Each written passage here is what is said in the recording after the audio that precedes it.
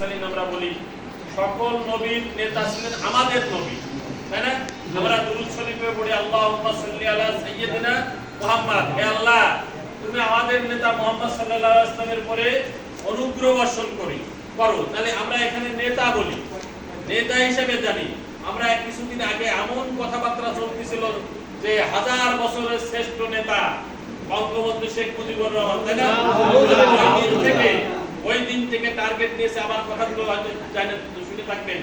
আমি বলেছি যে সর্বকালের সর্বশ্রেষ্ঠ নেতা মুহাম্মদ রাসূলুল্লাহ এই উপস্থিতি। তাহলে এখানে বলা হয়েছে যে ইয়াহদুনা বিআমরিনা ওয়া আওহাইনা ইলাইহিম ফি'লাল খায়রা ওয়া ইকামুস সালাহ ওয়া ইতাইজ যাকাত ওয়া কানু লানা আবিদুন। আয়াতের অনুবাদ আপনারা পারেন। এছাড়া রয়েছে ইমান শব্দটি 7টা সূরার মধ্যে। সূরা হুদ 17, সূরা হিজর 78, সূরা বনী ইসরাঈল 71, বনী ইসরাঈল 71, ফুরকান 74, ইয়াসিন 12, বনী ইসরাঈল 71। আরেকবার বলেন। বনী ইসরাঈল 71,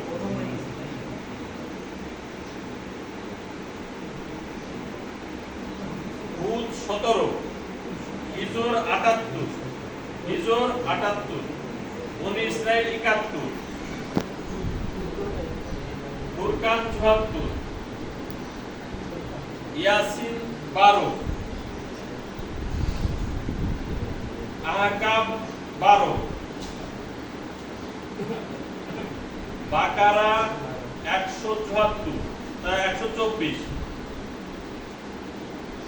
বাকারা 124। এখানে বলেছেন ক্বালা ইন্নী জাইলুকা লিন-নাসি ইমামা। ইব্রাহিম আলাইহিস সালামকে আল্লাহ তাআলা বলতেছেন আমি তোমাকে মানুষের জন্য ইমাম হিসেবে পাঠাইছি। উনি কিন্তু রাষ্ট্রনায়ক ছিলেন, রাষ্ট্র পরিচালনা করেছেন। সৎ নেতৃত্বের জন্য দোয়া করা, আমরা কিন্তু প্রত্যেক ইমামরা দোয়া করি, রব্বানা হাব লানা মিন আজওয়াজিনা ওয়া যুররিয়াতিনা কুররাতা আয়ুনিনা ওয়াজআলনা লিল মুত্তাকিনা ইমামা। এই দোয়াটা করি। এটা হলো সূরা ফুরকানের 74, সূরা ফুরকানের 74। এই কুরতুবী বাগবী এই আয়াতের ব্যাখ্যায় বলেছেন যে আমাদের হিদায়াতের ইমাম বানান, হে আল্লাহ আমাদেরকে হিদায়াতের ইমাম বানান, গুমরাহী ও পথভ্রষ্টদের ইমাম বানায়েন না। আমরা ইমামরা এই দোয়া করি। কি রাখেন নেতা আছেন বলেন, আপনি মেম্বার কয়জন আছেন, চেয়ারম্যান কয়জন আছেন, অন্যান্য সামাজিক নেতা আছেন, আপনি এখানে দৈনিক বলেন যে আল্লাহ আমাদেরকে এই মুত্তাকিদের ইমাম বানায় দাও। কই আপনারা তো ইমামতি করেন না। এই যে আমরা দায়িত্ব নিইনি, না নেওয়ার কারণে চেয়ার কিন্তু খালি থাকে না। চেয়ার খালি থাকে বলেন না, চেয়ার সেখানে শয়তান এসে বসে পড়ে। এইজন্য আপনাদের আমাদের বসতে হবে। কি বলেন যে এই ইমাম হলো দুই প্রকার, আইম্মাতুদ দলালা, আইম্মাতুল হুদা। আইম্মাতুল দলালা, আইম্মাতুল হুদা এর সূরা সিজদার 24, সিজদার 24। ওয়াজালনাহুম আইম্মাতুল ইয়াহদুনা। আল্লাহ তাআলা বলেন যে যারা আইম্মাতুল হুদা, এরা মানুষদেরকে হিদায়াতের দিকে ডাকে। সুবহানাল্লাহ।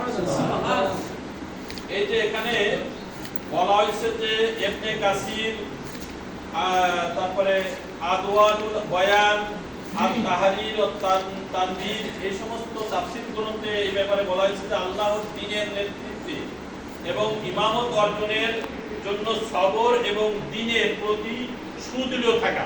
তাহলে আমাদের এই ইমামদের এই কাজটা করতে হবে। আপনারা এই তাফসীরগুলো একটু দেখবেন। এখানে এই আয়াতের তাফসীরটা দেখবেন, এই সূরা সিজদার 74 নম্বরের তাফসীর।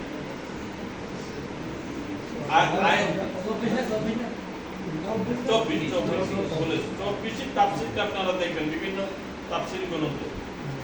তাহলে বোঝা যায় যে আইম্মাতুল হুদা যারা ইয়াদউনা ইলাল জান্নাহ, এটা হিদায়াতের রাস্তায় ডাকে। তার মানে এরা ডাকে কোথায়?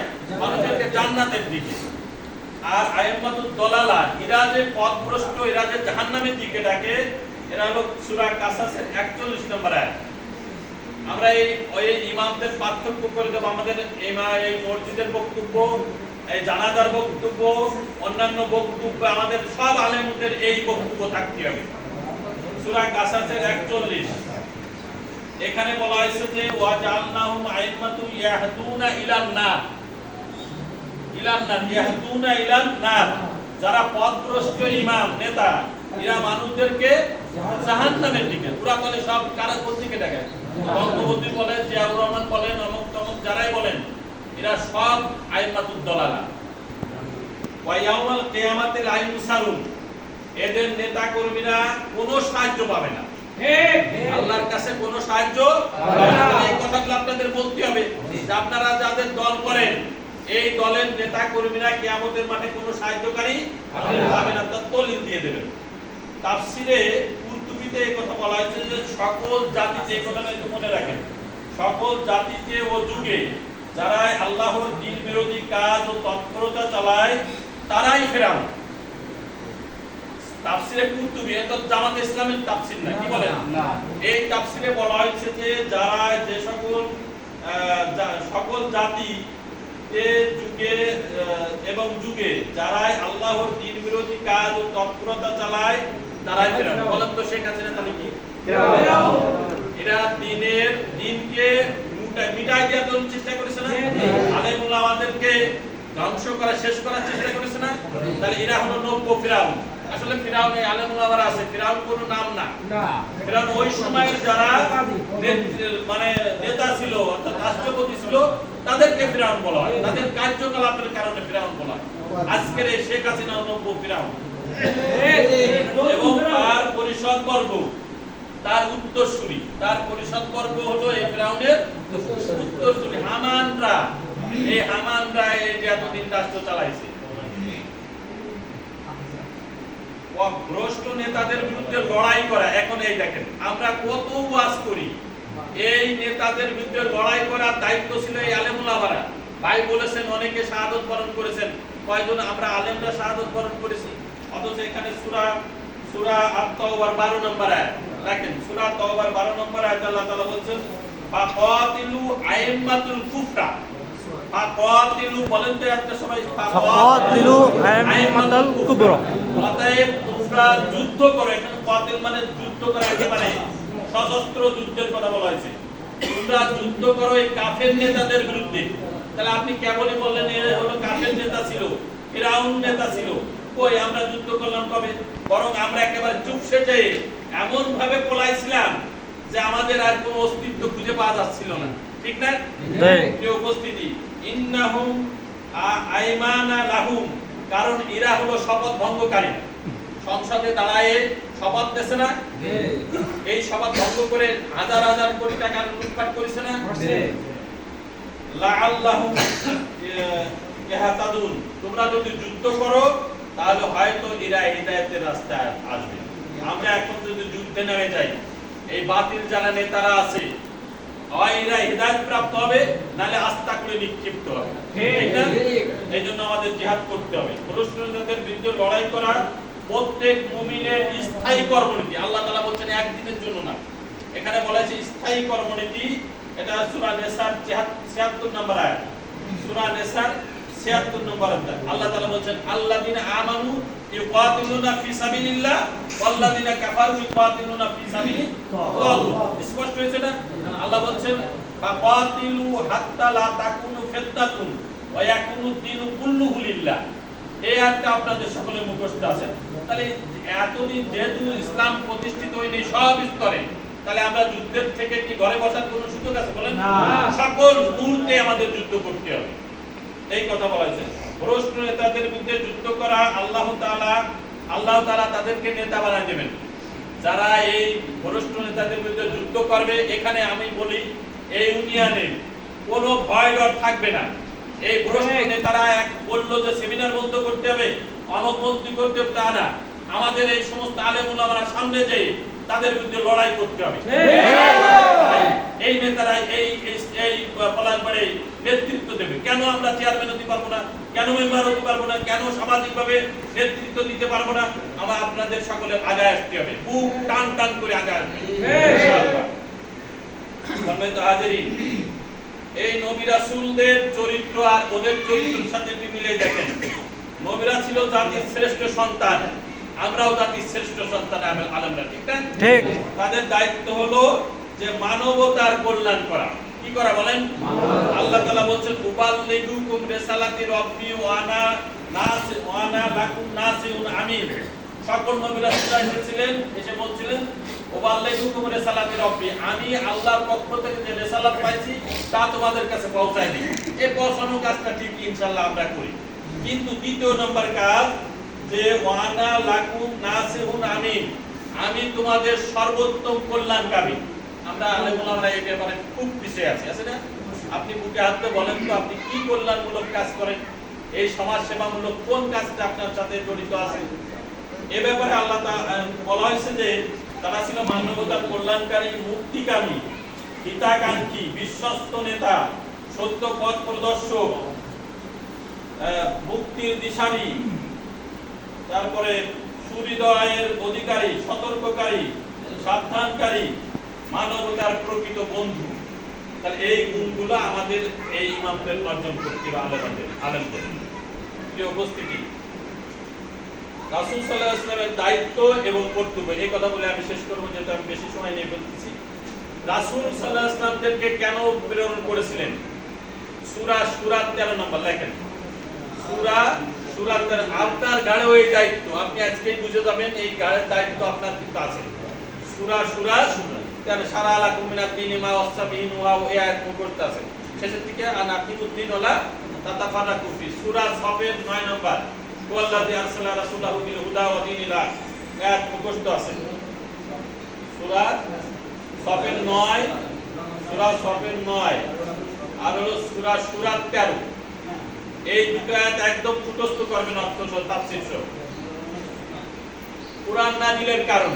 ওরা হয়তো প্রশ্ন করবে যে আরে রাজনীতি করে, সেদিন একটা কথা বলেছি, তাই রাজনীতির কথা বলবেন না, নাউজুবিল্লাহ। অথচ কুরআন কেন নাযিল হয়েছে এই আয়াতটা শুনুন। সূরা নিসা 105 দেখেন কুরআন নাযিলের উদ্দেশ্য। সূরা নিসা 5, সূরা নিসা 5 কুরআন নাযিলের উদ্দেশ্য 105। ইন্না আনসালনা ইলাইকাল কিতাবা বিল হক, নিশ্চয় আমি কুরআন হক সহকারে নাযিল করেছি। কেন? লিতাহকুমা বাইনান নাস, মানুষের মাঝে বিচার ফায়সালার জন্য। তাহলে কুরআন নাযিল হয়েছে বিচার ফায়সালার জন্য। কোর্ট কাছারি আদালত সকল ক্ষেত্রে বিচার করতে হবে কি দিয়ে? কুরআন দিয়ে। তাহলে আপনি যদি চেয়ারম্যান না হন, ওই ইউনিয়ন পরিষদে যায় আপনি কি দিয়ে বিচার করবেন? তাহলে ওরা বিচার করে কি দিয়ে? শয়তানের আইন দিয়ে। তাহলে আমরা যে আল্লাহর আইন দিয়ে বিচার করব, দেখবেন 1 বছরের ভিতরে ইউনিয়ন পরিষদটা একবারে সোনালী পরিবেশ হয়ে গেছে। বন্টন নামাটা আনা সব দিয়ে, সব কিছু দিয়ে। সূরা নিসার 107 লেখেন, সূরা নিসার 107 লেখেন। এছাড়া রাসূলের আনুগত্য না করলে, রাসূলকে নেতা হিসেবে না মানলে এর পরিণতি কি, এসব আয়াতগুলো আপনারা একটু দেখে নেবেন। সম্মানিত উপস্থিতি, আমি বেশি কথা বলে ফেললাম, আপনাদের সকলের ক্ষমা সুন্দর দৃষ্টি কামনা করি। আর অনুনয় বিনয়ের সাথে বলি, সেটা হলো আপনারা এই সংগঠনের সাথে সম্পৃক্ত হন। আমি আশা করব যে আপনারা এখানে যারা আছেন সকলেই 1 বছরের ভিতর, কেউ 6 মাস, কেউ 1 বছর, কেউ 3 মাসের ভিতরে আপনারা রোপণ শপথ নেন। শপথ না নিলে আপনারা দায়িত্ব পালন করবেন না। আমাদের ইচ্ছায় ও অনিচ্ছায় শপথ নিলে পরে সেই কাজটা আমাদের করাই লাগে। এই জন্য আপনাদের সকলকে উদাত্ত আহ্বান জানাই, আপনারা শপথের কর্মী হন। রাজি আছেন ইনশাআল্লাহ? আমরা সকলেই শপথের কর্মী হব ইনশাআল্লাহ। আমি আরেকটা সুপারিশ করে শেষ করব। এই ইউনিয়ন পরিষদ, ইউনিয়নে কমপক্ষে 27 জনের, আজকে হোক আর এরপরে হোক, 27 জনের একটা কমিটি গঠন করবেন। ওয়ার্ডে কমপক্ষে 11 জনের একটা উলামা কমিটি গঠন করবেন, রেজিস্টার করবেন। এই রেজিস্টারে প্রত্যেক আলেম উলামা, মসজিদের মাশায়েখদের, ইমামদের নাম এবং 3 জন বিশিষ্ট সেবা টিম গঠন করবেন। সেবা সবার আগে এই মসজিদের ইমাম যাবে, কার কোন মহল্লায় কিটা প্যারালাইজড আছে, কিটা অভাবে আছে, কিটা দুঃখী আছে, ইমামদের খুঁজে বের করতে হবে এবং তালিকা তৈরি করবেন। এইভাবে আপনারা সেবার কাজটা করবেন। এইসব কথা বলে আমি আবার অর্ডার জায়গা বলবো। আর ইউনিয়নের 27 জনের কমিটি আজকে প্রয়োজনে আমাদের উলামা বিভাগের দায়িত্বে আছেন, করবেন। আর এই সেমিনারের ব্যাপারে আমরা জামাত ইসলামের পক্ষ থেকে বলতেছি, উপজেলা পরিষদের পক্ষ থেকে আমরা সার্বিক সহযোগিতা করব। আপনাদের প্রশাসন দিয়ে, অন্যান্য বিষয় দিয়ে যা লাগে ইনশাআল্লাহ তা দিয়ে আমরা সহযোগিতা করবো। আপনাদের পাশে আছি। আসসালামু আলাইকুম ওয়া রাহমাতুল্লাহ। ওয়ালাইকুম আসসালাম।